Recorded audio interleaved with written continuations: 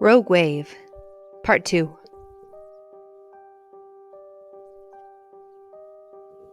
Panting, blowing, Sully figured there was at least a 3-foot air pocket holding the sea dog on the surface, and if Scoot hadn't been knocked unconscious and drowned, she could live for quite a while in the dark chamber. How long? He didn't know. In the blackness, water continued to lap at Scoot's chin. She had settled against what had been the deck of the galley alcove, her body in an upright position on debris. Everything not tied down or in a locker was now between the overhead ribs. Wooden hatch covers from the bilges were floating in the water, and the naked bilges were exposed. Just aft of her body, and now above it, was the small diesel engine as well as the batteries. Under the water were cans of oil, one of them leaking. Battery acid might leak too. Few sailors could imagine the nightmare that existed inside the Sea Dog. Scoot's pretty face was splashed with engine oil.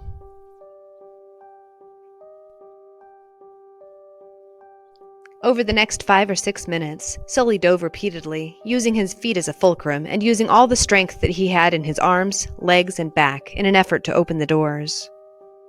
The pressure of the water defeated him. Then he thought about trying to pry the doors open with the wooden handle of the scrub brush. Too late for that, he immediately discovered. It had drifted away, along with Scoot's nylon jacket, her canvas boat shoes, anything that could float. Finally, he climbed on top of the keel, catching his breath, resting a moment, trying desperately to think of a way to enter the hull.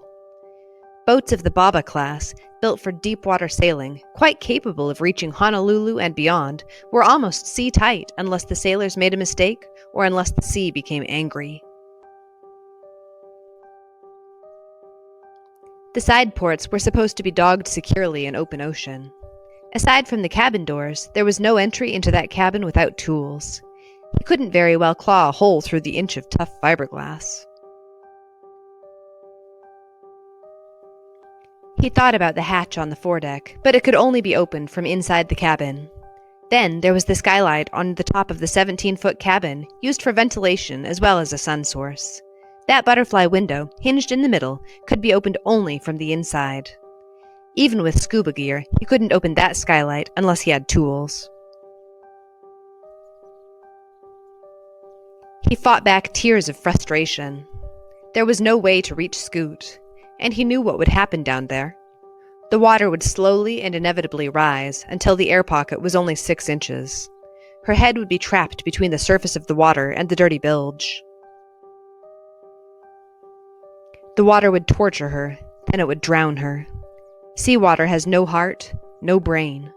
The Sea Dog would then drop to the ocean floor, thousands of feet down, entombing her forever. Maybe the best hope for poor Scoot was that she was already dead, but he had to determine whether she was still alive. He began pounding on the hull with the bottom of his fist, waiting for a return knock. At the same time, he shouted her name over and over. Nothing but silence from inside there. He wished he'd hung on to the silly scrub brush. The wooden handle would make more noise than the flesh of his fist. Almost half an hour passed, and he finally broke down and sobbed. His right fist was bloody from the constant pounding. Why hadn't he gone below to make the stupid sandwiches?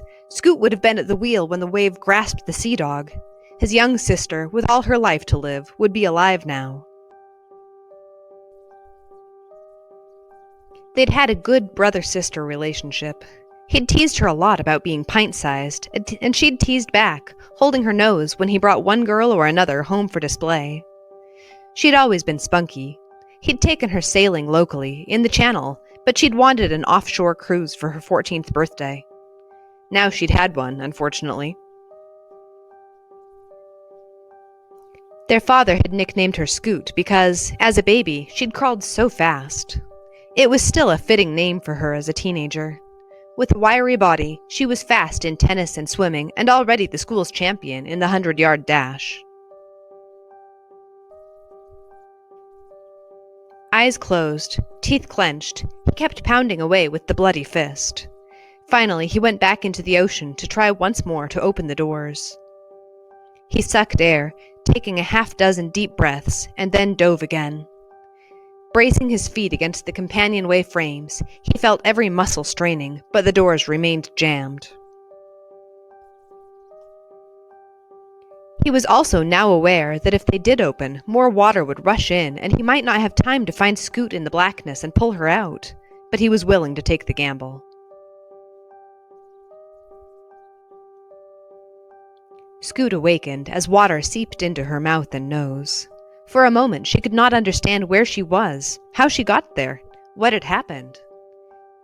Vaguely, she remembered the boat slanting steeply downward, as if it were suddenly diving, and she remembered her body going up. That's all she remembered, and all she knew at the moment was that she had a fierce headache and was in chill water in total darkness. It took a little longer to realize she was trapped in the Sea Dog's cabin by the galley alcove.